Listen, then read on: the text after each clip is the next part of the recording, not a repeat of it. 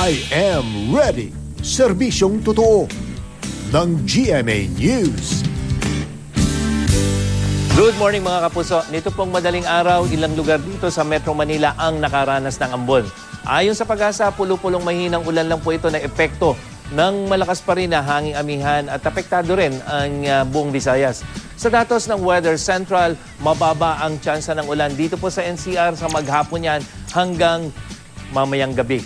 At sa Luzon, makararanas muli ng mahihinang ulan ang northern at eastern sections at sa Visayas, pinakaapektado ang central section. Ito po yung Cebu, Bohol provinces. Magkakaroon pa rin ng mahihinang ulan sa halos buong Mindanao, lalo na po dito sa Caraga region. Kasama na rin itong Davao region. Patuloy na nakataas ang gale warning naman ng Pag-asa sa mga dagat, sakop ng northern seaboard ng Luzon, eastern seaboard ng southern Luzon hanggang sa eastern seaboard of Visayas at Mindanao.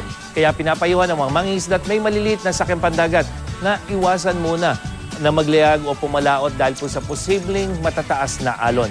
At nitong weekend mga kapuso, nanuot sa buto ang malamig na panahon dito sa Metro Manila, dulot ng hanging amihan.